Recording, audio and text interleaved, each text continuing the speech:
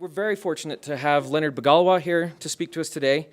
I've known Leonard for about a year. I met him about a year ago after I learned about his organization, the Utah Community and Refugee Partnership Center, which is a 501c3 nonprofit based here in Provo, and they're dedicated to working with refugees who have been relocated here in Utah and are looking for educational and employment opportunities. And one of the things I love about Leonard's program is that it's dedicated to long-term solutions to helping refugees become acclimated, become self-sufficient through education and employment. It has a vision that I think is uncommon in the world, where so much focuses on sort of short-term solutions to crises, which are necessary, but these long-term solutions are important as well. Since I first met him, I've wanted Leonard to come speak to us, as I believe that the BYU community would benefit greatly from knowing more about him and his crucial work. When we hear about refugees and the ongoing global refugee crisis, it's always often at a distance, right? There's refugees far away who are struggling, who need our help, and they do. It's crucial and necessary that we provide help in any way we can to those refugees, but it's also important to recognize that there are refugees here in our communities who need our help, our understanding, and our friendship. And Leonard has taught me we also need them because they enrich our communities and make our lives better. So Leonard is going to be telling his own story today, so I'll keep the biographical details to a minimum.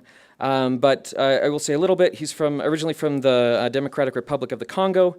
He's lived in many places throughout the world, and here in Utah, he's been very committed to and involved with refugee work, not just with his nonprofit, but he also has over 6 years of experience working as a case manager in the Health Access Project with the International Rescue Committee and the Utah Office of Refugee Services.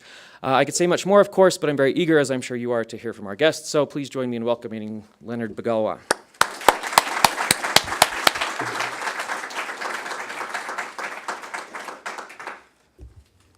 Thank you so much, Peter. Can you guys hear me? Okay. So I would like to thank everybody who's here today to listen to me, and I would like to say thank you, Peter and Leslie and the center who made this day successful. I have some little, before I start, warning. I don't speak English, and I kind of speak Franglais, and I have a strong accent.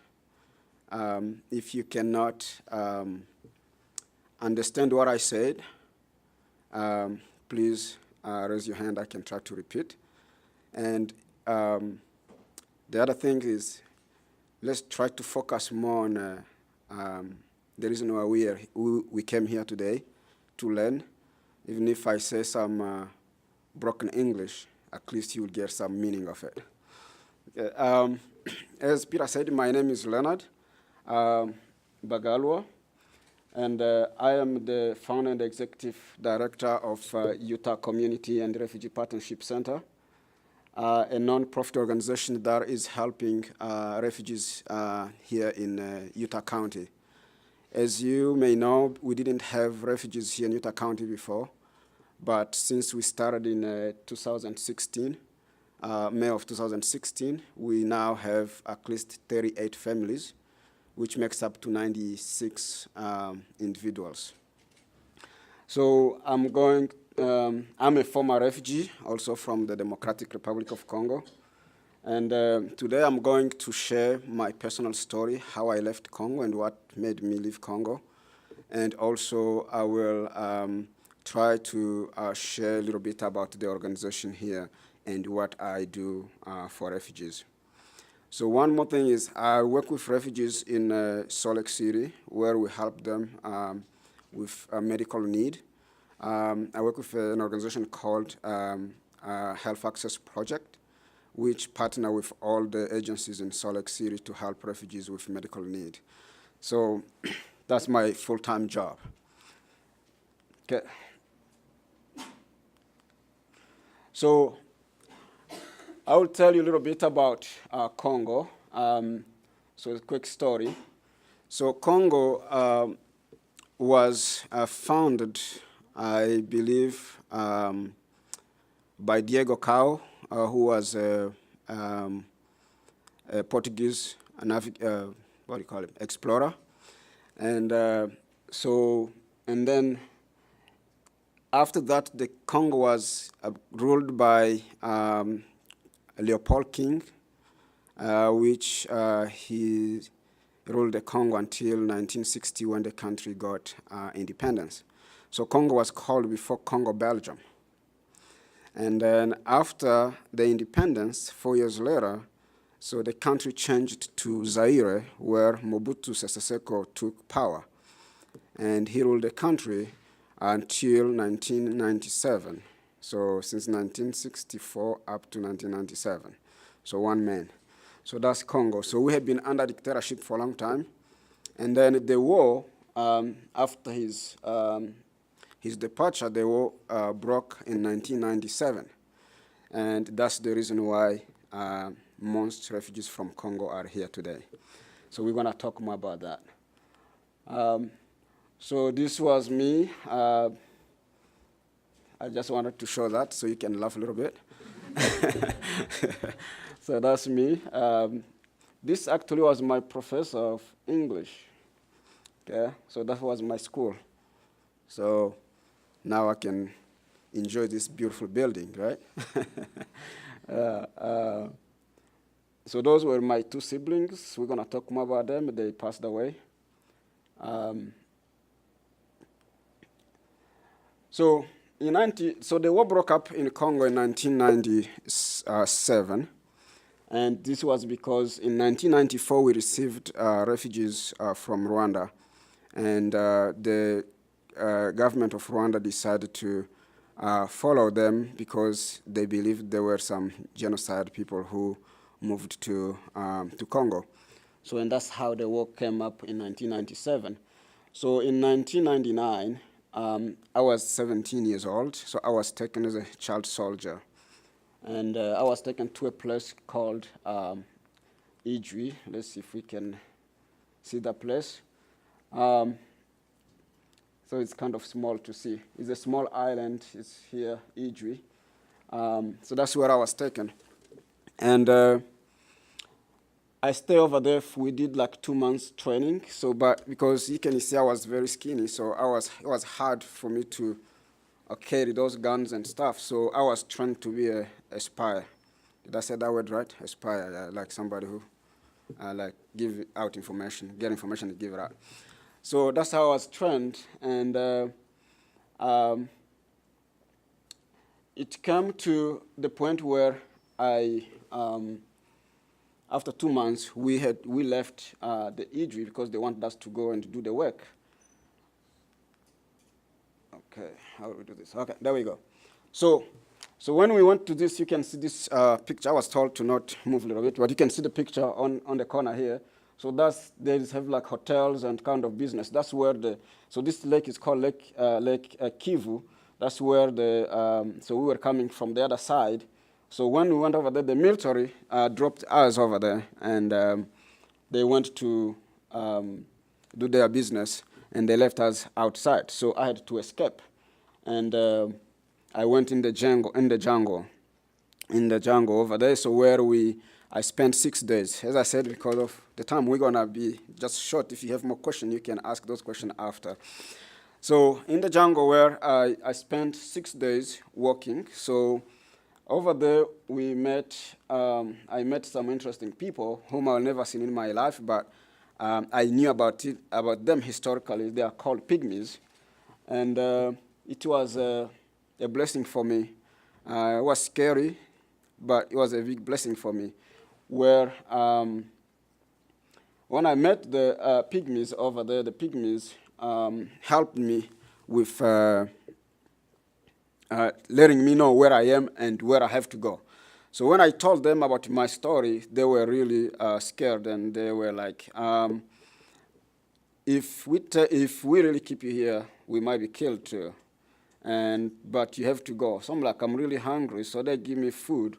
So they give me some bush meat, which I don't even know what meat was. However, it was stinky and yummy, but I enjoyed it. So, and it made me get home very easily without problem. So the pygmies told me that where I was at the time, they said I have 4 days of work. And I have no idea what is that meant, 4 days of work. So for them, 4 days of work, for me actually is more than 4 days. So, and they told me to avoid the road, because if I go to the road, then I will be more, the rebels will come to me and catch me again. So I had to follow their instruction, and and I went to, after 4 days, I arrived to the place where I know. And this is my village anyway. I was born in the small village of Luinja, where there is no electricity, no water, nothing. So this is really my village. There is no doubt. That's my, even if I took those pictures from the internet, but that's my village over there. And so after 6 days, I escaped. So I went to my village. I went home. When I went home, I was sad things, and I'm sorry, I always cry when I talk about this, but I will try today. Sad things is coming home. So before I say that, we were 6 people in my family, and my old brother, he graduated here at BYU, and he went back home to help people too. And Brother Bobby knows much about him, a lot. And so I have 2 sisters, they're still alive, and my brother who's now working for a Catholic charity, and me, and we left only 4. So when I went here, I want to tell you that before I go there. So when I went here, I went home and knocked to the door. My mom was surprised to see me, but at the same time, it was sad, because these 6 days I was working. So the rebels, they decided to follow me home. Okay, they decided to follow me home, and when they come to my house looking for me because I escaped, they thought I went directly home. So my 2 brothers, my younger one, my older and my younger one, they tried to fight them, like, you killed my brothers and my brother, and you're coming to look for him. And interestingly, at this time, my old brother who left also, we didn't know where he was at the same time, because also he left Congo in 1995 after the Rwanda genocide. And we didn't know where he was at the time, but the message came at the same time. So when my 2 brothers were trying to fight, so they were shot. By being shot, they both died, and my mother didn't want me to stay home. My mother said, no, if you stay here, they will come back and they're gonna shoot all of us. So you have to leave. I told my mom, there's no way. I've gone through a lot, and there's no way I can go. I will die here. My mother said no. She don't want me to die over there. So I'm like, what do we need to do? My mom had said, I don't have money. You can't go to any different place. So my mother took me to a Catholic church. So the Catholic church over there, the priest said, yeah, we already heard on the news about you, and you cannot stay here.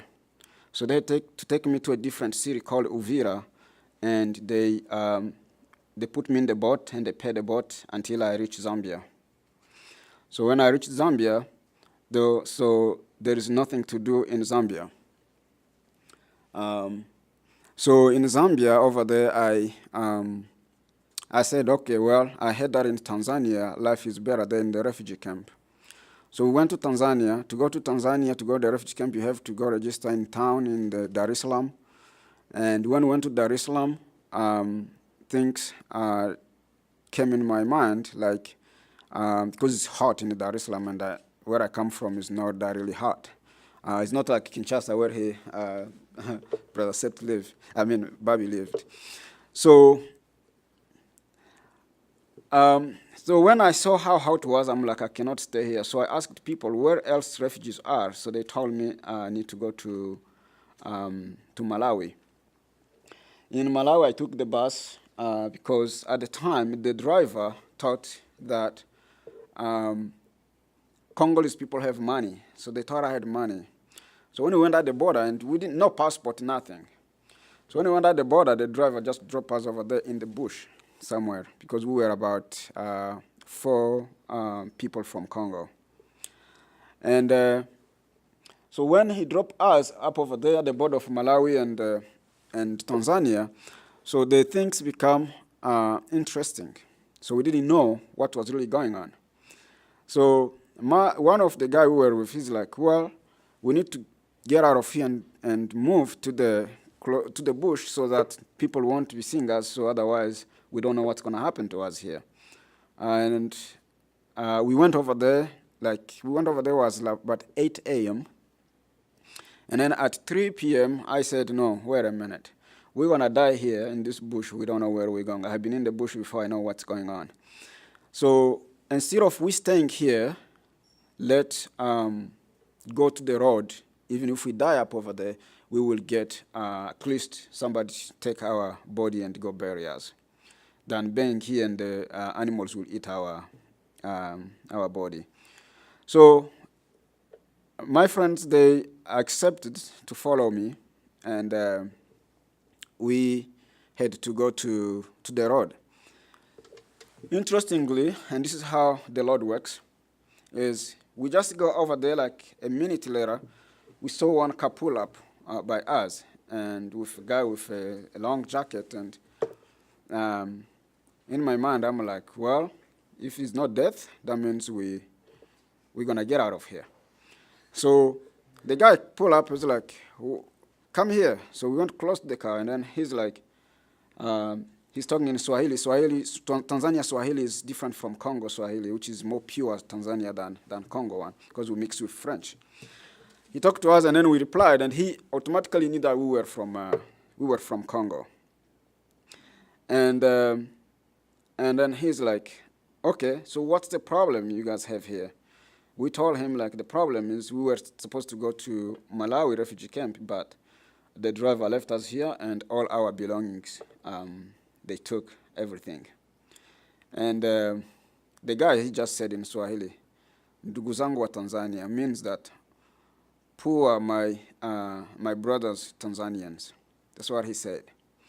And he's like, okay, so I'm going to Malawi. I can take you over there. So he gave us some jacket because it was cold.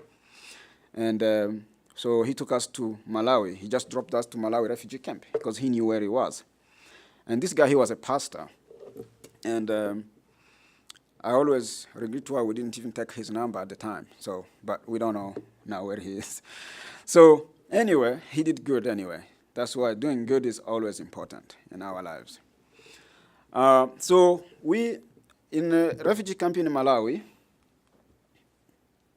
let's see where I am. Oh, there we go. So I already passed all that.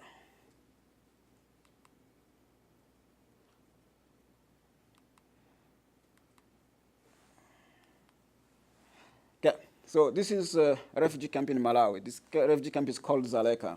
So that's where we lived. And they put us in the house, one small house over there called South Africa. That's the name of the house they put us in. They said, most people from my area, they live in that house, and then they end by going to South Africa. So, so that house they put us in, we were about 24 people in like cut this room in half like this. No blanket, nothing, only on the cement. So over there, we stayed over there. Life wasn't great. But at the same time, we know we're still alive. So when we talk about refugee camp, we talk about, we think it's just house, heat house or plastic or whatever it is, but a refugee camp is not that way it is.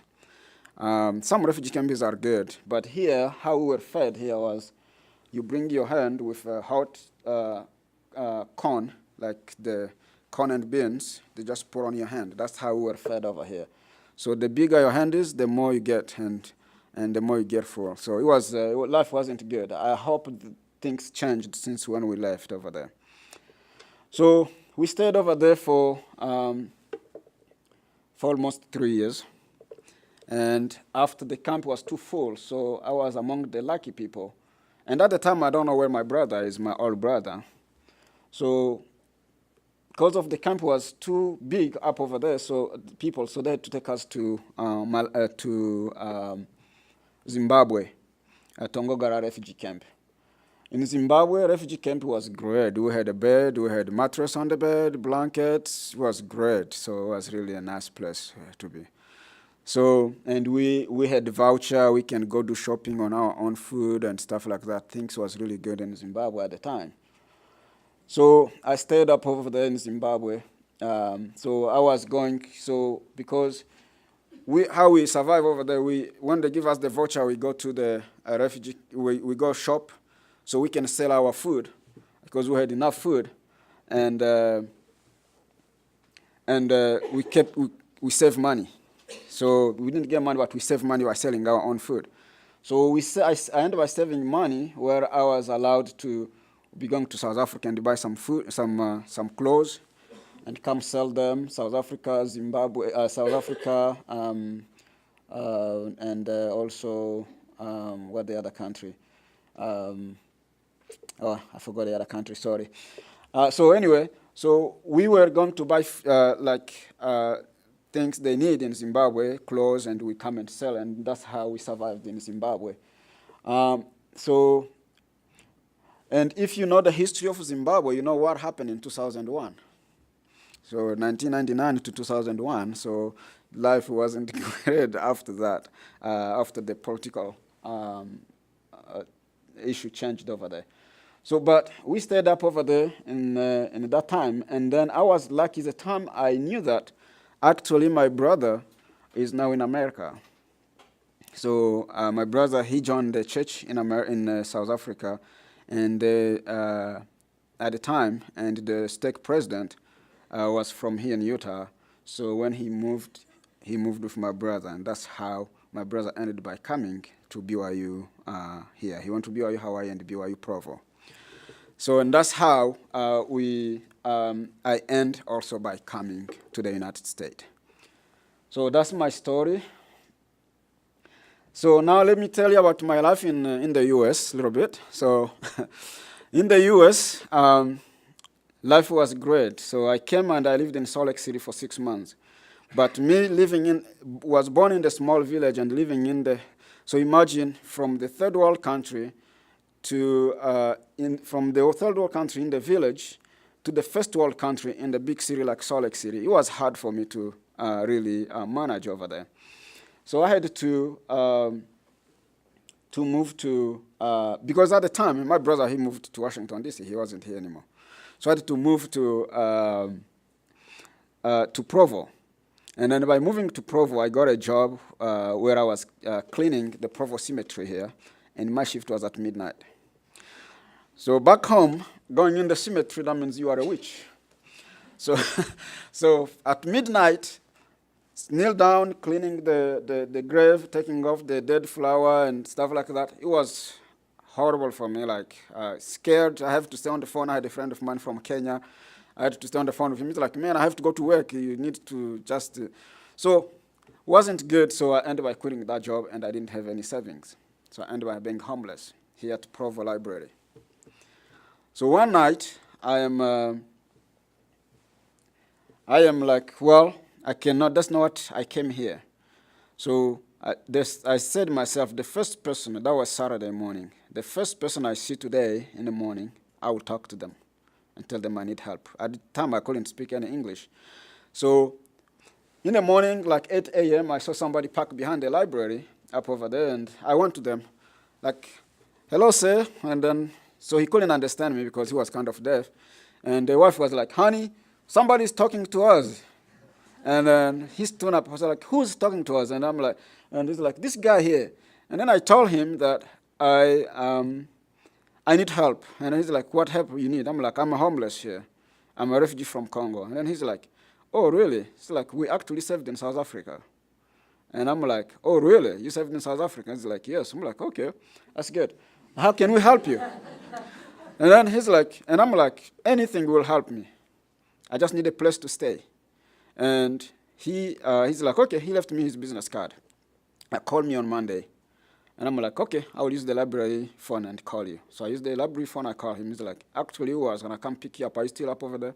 He's like, yes. Can you come live with us? I'm like, yeah, for sure. So I went to his house in South Jordan. His name is Douglas Day. He's a cousin of the Day, the Ford, Henry Day Ford. So I lived with them for 1 year. And that's how I joined the church. So I lived with them for 1 year. And that 1 year I lived with them gave me an opportunity to be who I am today. So after they were asking me, like I was following them to go in the farm and work for them, and that's how I learned how to milk cows. I know how to milk cows. If you have cows, you can invite me. So I learned how to milk cows over there. So when I told him, like, I cannot continue doing this, I need to go to school.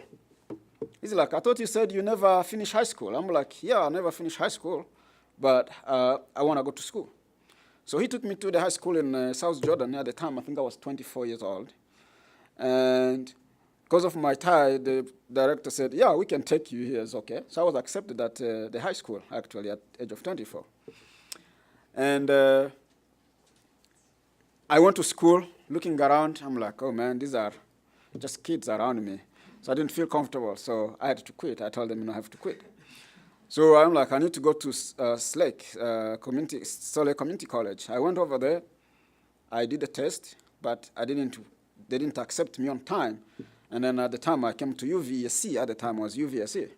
So we're talking about 2007 here. It was UVSC, and I went to UVSC at the time, and I took the test. I couldn't pass it. I took the test. I couldn't pass it. I took the test 6 times.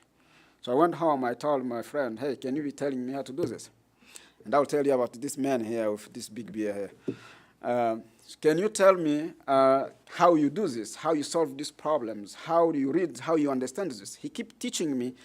And then I went to take the test again. I passed the test, and I tested in English 890, the beginning English. And so because of the time I'm going to be short, so I started school. And then when I saw, like, around me, I had 3 U.S. citizen Americans.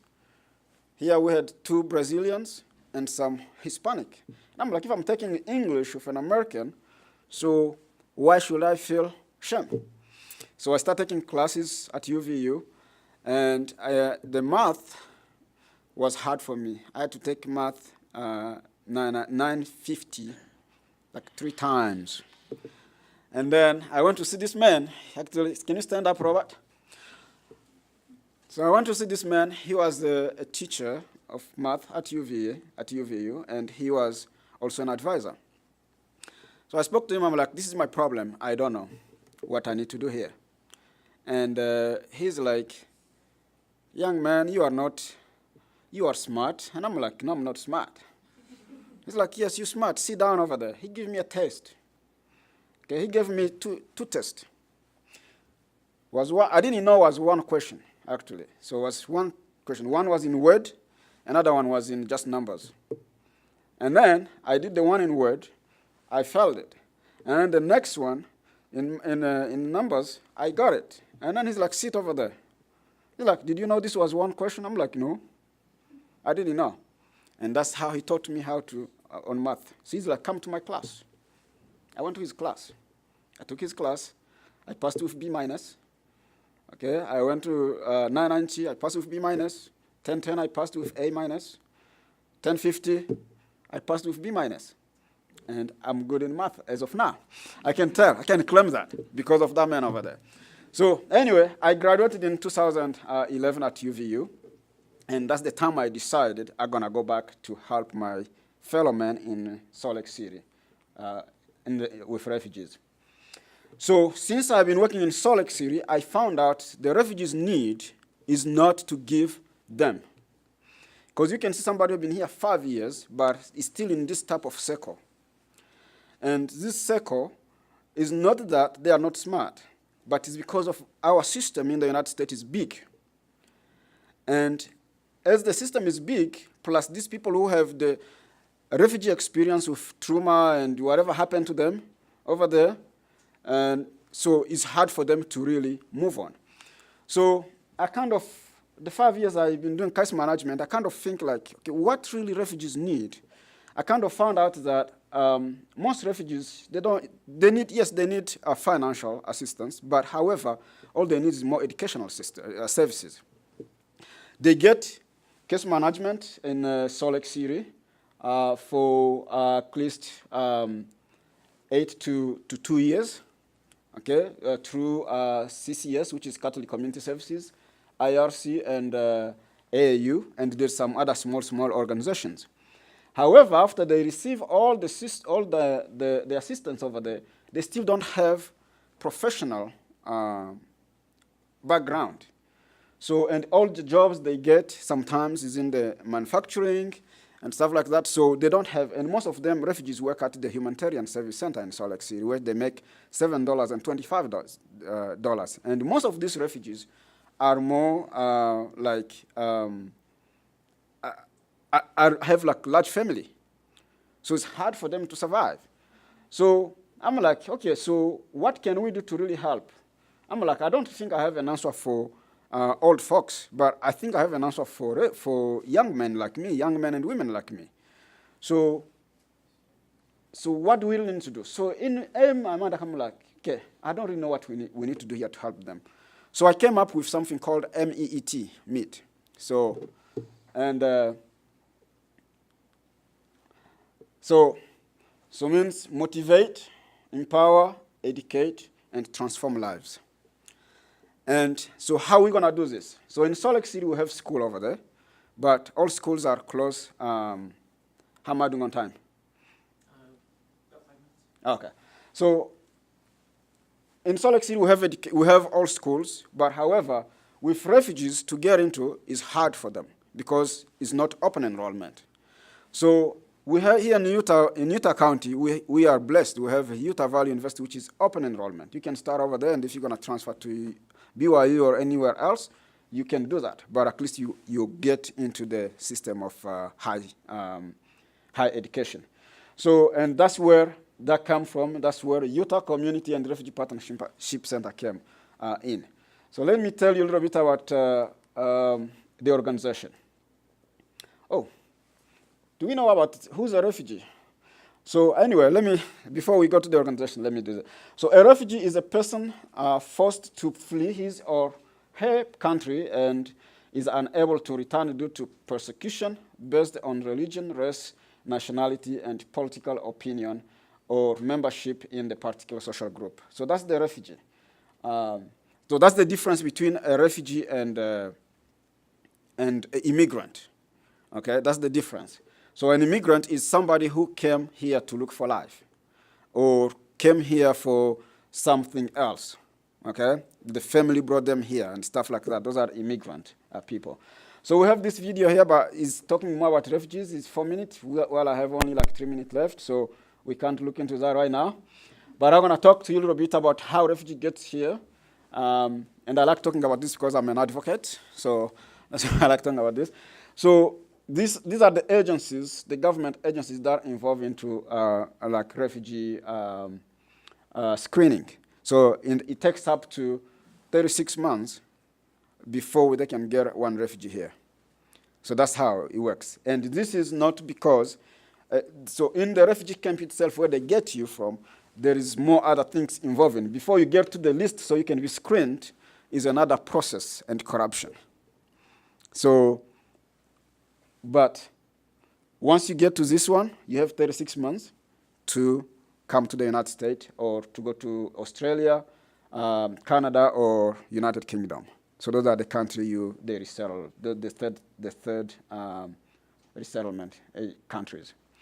So we have about 65,000 million displaced in the world, refugees in the world. So in Utah, we have about 60,000 refugees. But this number starts from the Vietnam War up to now. So I don't think they have current number yet. We haven't seen any number yet. But that's where we are. And these refugees are come from 20 different countries. So in Utah, every year, they resettle up to 1,100 refugees in the United States, in Utah only.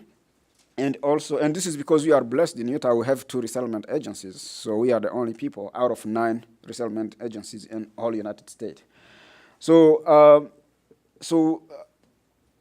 those are the number we get here each year, but the number was cut for the new administration to 45,000 instead of 60,000. So now is more, no, to 40 from 70. The number they were accepting in the United States was 75,000. Now they are accepting only 45,000 refugees whole United States. So it means in Utah we're gonna get at least about 800 or 600 to 800 refugees. I might be wrong on the numbers, but I think that's where it is. So this is who we are. We are Utah Community and Refugee Partnership Center, and we are devoted to inspire and enlighten refugees in Utah County. So this is our mission: inspire and empower refugees become self-sufficient, offering program services that addresses refugees' critical needs. Okay, so how do we help refugees here in Utah County?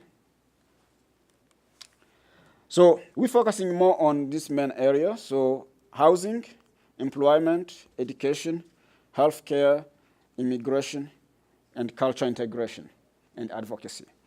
So how the housing works is because we have problem of housing in Utah, so I'm not gonna go into details, but we have like a network of people who are willing to help to donate money to subsidize refugees housing for at least 6 months.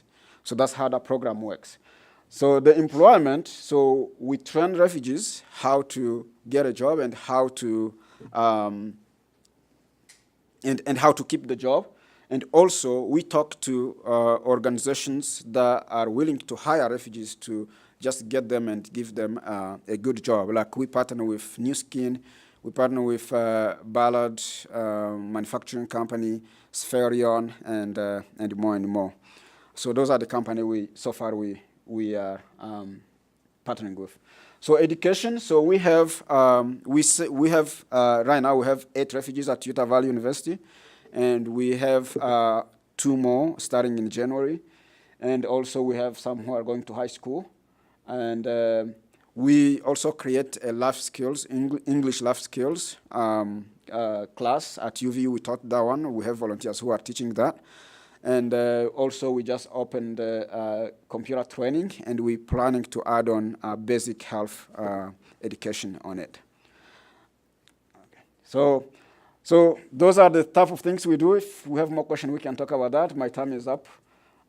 So how you can help, you can just go to our website or contact us. I have business card here. You can contact us and we can tell you more about how we can help. So and that's who we are. Any questions?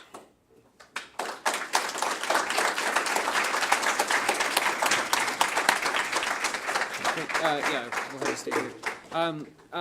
Thank you very much, Leonard. So we have a few minutes for questions. If you have to leave for class, please do so quietly, but we can continue with questions for about 20 minutes or so. So please come over here and feel free to ask any questions.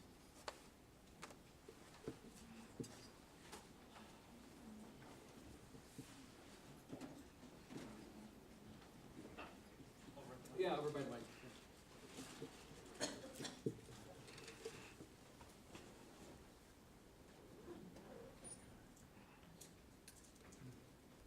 Hey, how's it going? Good. I was actually just curious because you were talking about the educational factor of your organization. I'm assuming you get a lot of people that come from areas where their education may be a little bit more poor than other areas. how do you help them get up to a point where they can go to, for example, college on minimal abilities academically? Thank you for the question. Yeah, that's a challenge we have, like getting them to that point. But with our life skills, English, we kind of give them a basic of how to like speak English first. Mm-hmm. And then because some of these people really, they have degrees from their own country. Okay. But because of the system here and the English, so it become a challenge for them. So, but once we give them this basic English, and then they will be able to go to UVU and take a test and pass the test. We train them and we help them pass the compost test, the placement test. Wonderful. Yeah. If you don't mind me asking, how long does it normally take to get them, or for example, their English skills up to par for said test? That's is kind of individual, like personal. So it depends on some people. Takes years. Some people really takes few months. So it's kind of based on personal experience. It's hard to maybe that's the things I will have to look into. But our program is designed for 6 months. Oh, wonderful. Yeah. Thank you. You're welcome. I just want to ask a question about the volunteer opportunities you were talking about. I was wondering, what kind of opportunities do you offer for volunteering that like a college student might be able to get involved in? Because I know a lot of us don't necessarily have as much time as we'd like to give to be able to volunteer. But what kind of opportunities do you have? Yeah, and that's a very good question and a very important question. We have all type of opportunity, from internship to mingling with refugees, and that's the goal of bringing refugees to Utah County, because it makes me don't feel comfortable when I see people from Utah County driving to Salt Lake City to go help refugees. So we need to bring more refugees here. So all this of opportunity we have here, so we have to stay up here. So, but as of now, we have all type of opportunity. So if you wanna mingle with refugees, if you're gonna do office work, if you're gonna there's tons of them. So I can give you my business card. You can just email me and I can just send you all the information you need. Okay, thank you. You're welcome. I'm going to want one of those cards too. Yeah. How do you ever have people ask you about, I've had people that talk to me about they don't understand why they need to get involved with helping people from other countries or refugees when they feel like they should focus more on just their local neighborhoods or their families, or how do you help people understand why it's good to kind of step outside their normal circle and help people they might not otherwise know? Yes, that's a very important question, and those are the questions we always face anywhere we go. Helping refugees, so number one things we do, we try to make people understand that refugees are not alien. Okay, refugees are human like you. Refugees are people who have no choice than just leaving their country. So we try to show them why it's important to have refugees as your neighbor. We try to show them what impact refugees have to our economy. And actually, the research have shown that most refugees who are successful, they are really contributing to the economy than hurting the economy, as politically we know. So we have refugees who have opened businesses. We have refugees who have like good jobs, high educations. The refugees who are working in the hospital. So we try to bring all the positive about refugees, and then, so it's up to you who will like say, okay, do I need really to give my time to just help this person to help other people, or should I just leave it and just focus on local community? Yes, I understand local community need help. And that's like the program I work with in Salt Lake City was designed for refugees, but in reality, it's helping everybody in the community. So it's not just for refugees. I don't think there will be an organization saying, I'm just focusing on refugees and I'm not going to help other local community. So those are the things we try to bring. But again, everywhere we go, there's different people, and everywhere we hear different things, but we have to focus on the positive side of the things. Yeah, like as of now, most refugees are criminals. But in reality, that's not what it is. Okay? So that's how it is. So, All right, thanks. you're welcome. Yeah. So I can probably put all this somewhere over there. Sit down over there. Whoever need it. Yeah. Tunashukuru Bwana. Asante sana. Asante sana. Most of the refugees here in Utah County, which countries do they originate from? Very good question, yes. So I receive that question everywhere I go. So most refugees here are coming from Africa. So we only have one family of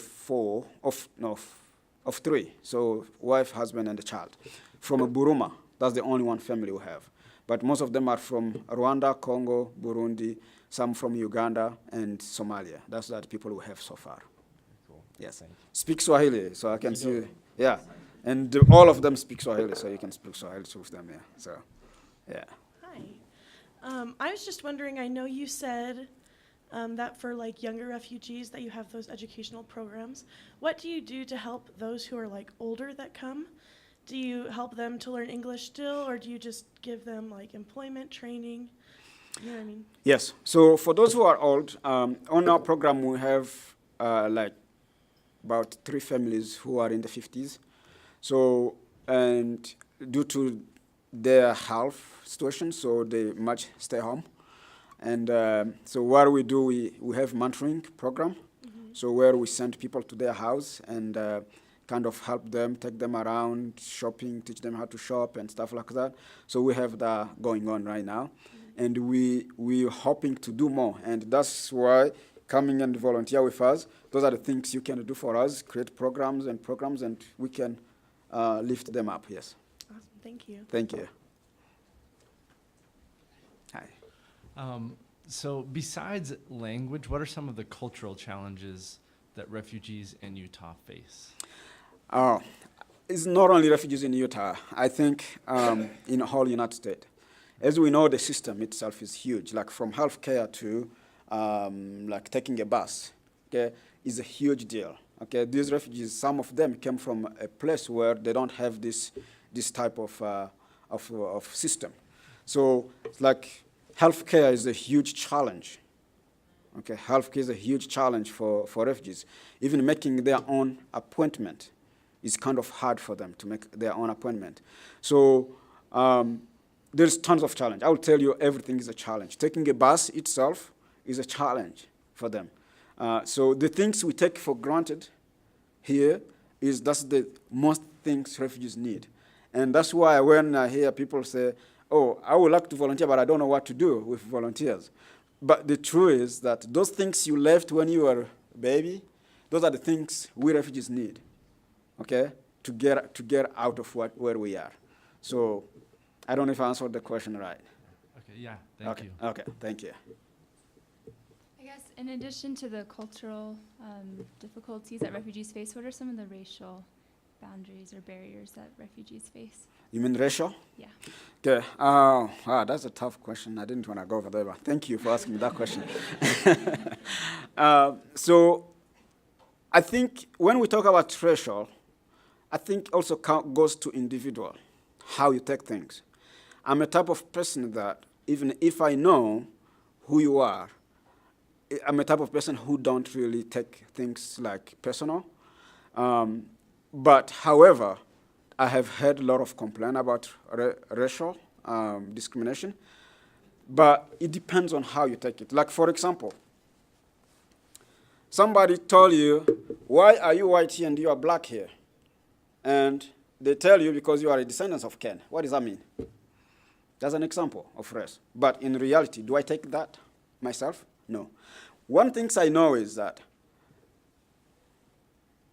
from refugee to U.S. citizen, we are all human. And people who think they don't like that type of people or that type of people, those people are close-minded.